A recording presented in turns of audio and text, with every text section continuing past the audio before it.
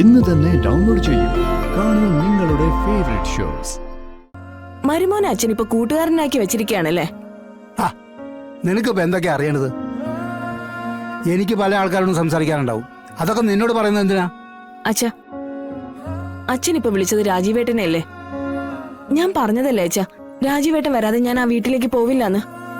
മോളെ, വീട് വിട്ടു നിൽക്കുന്ന ആണുങ്ങൾക്ക് വീട്ടിലേക്ക് വരണമെന്ന തോന്നലുണ്ടാവണമെങ്കിൽ ആ വീട്ടിൽ അവരിഷ്ടപ്പെടുന്ന ആരെങ്കിലുമൊക്കെ വേണം.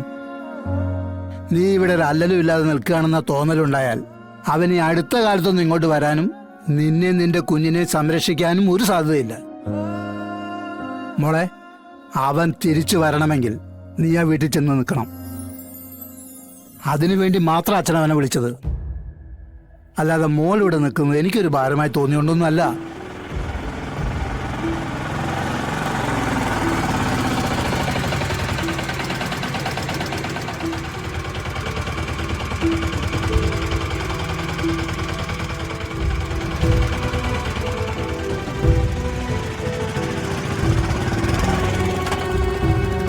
ഇതെന്താ അച്ഛനും മോളും കൂടെ എന്തോ തർക്കത്തിൽ നിൽക്കായിരുന്നു തോന്നുന്നു.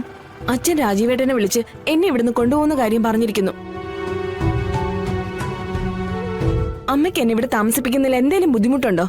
എനിക്കെന്ത് ബുദ്ധിമുട്ട് മോളെ? പക്ഷെ നിനക്കങ്ങനെ എന്നും ഇവിടെ നിൽക്കാൻ പറ്റില്ലല്ലോ. അതുകൊണ്ടായിരിക്കും അച്ഛൻ അങ്ങനെ പറഞ്ഞത്. അത് മോള് കാര്യാക്കണ്ട. സഹിക്കുന്നതിനൊക്കെ ഒരു പരിധിയുണ്ടമ്മേ. പറഞ്ഞില്ലെന്ന് വേണ്ട.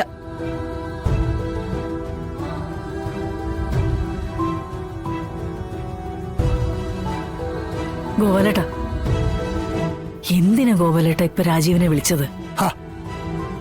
അവളെ ഇവിടെ ഹോട്ടലിലെ പണിക്കാരിയാക്കി എന്നും ഇവിടെ ഇങ്ങനെ നിർത്താനാണോ നിന്റെ ഉദ്ദേശം? ആ രാജീവിനെ വിളിച്ച് കാര്യങ്ങൾ സെറ്റാക്കിയില്ലെങ്കിലേ പെണ്ണിവിടെ നിന്നു പോകും. ഞാൻ പറഞ്ഞില്ലെന്ന് വേണ്ട.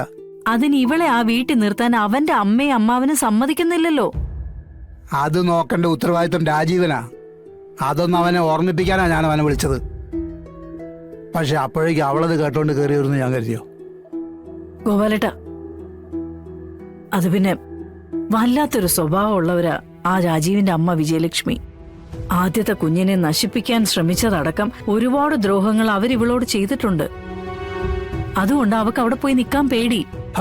അങ്ങനെ പേടിച്ച ഒളിക്കാൻ കാടുണ്ടോ ശാരദേ? കാലം മാറുന്നതിനനുസരിച്ച് അവരും മാറേണ്ടിയിരിക്കുന്നു.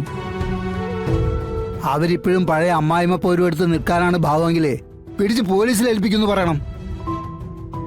കുഞ്ഞിനെയും തള്ളയെ അവൻ ആവശ്യമുണ്ടെങ്കിൽ അവൻ അവന്റെ നാട്ടിലേക്ക് വരട്ടെ ശാരദേ. അതിനുവേണ്ടി തന്നെയാണ് ഞാൻ അവന് ഫോൺ ചെയ്തത്. എവിടെ നിന്നാലും ഇനി എന്റെ മോൾക്കൊരു ബുദ്ധിമുട്ട് ആ സ്ത്രീയിൽ നിന്നും ഉണ്ടാവരുത്. അത്രമാത്രമേ ഞാൻ ആവശ്യപ്പെടുന്നുള്ളൂ. എന്തായാലും ഞാനായിട്ടല്ലേ ഇതിന് തുടക്കം ഇട്ടത്.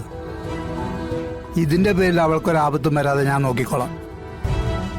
ഈ സാഹചര്യത്തിൽ രാജീവൻ വിദേശത്ത് നിന്നല്ല ജോലി നോക്കേണ്ടത്, നാട്ടിൽ നിന്നാ. അതിനുള്ള പഠിപ്പും കഴിവും അവനുണ്ടല്ലോ. അല്ലെങ്കിൽ പിന്നെ ഇവളെ അവൻ അങ്ങോട്ട് കൊണ്ടുപോകണം. എന്തൊക്കെ വെട്ടിപ്പിടിച്ചാലും കുടുംബമില്ലെങ്കിൽ പിന്നെ ഈ വെട്ടിപ്പിടിച്ചതിനൊക്കെ വല്ല വിലയുണ്ടോ ശാരദേ? അവൻ വരും. അവന്റെ സംരക്ഷണയിൽ തന്നെ ശാരീരിക സുഖമായി പ്രസവിക്കുകയും ചെയ്യും.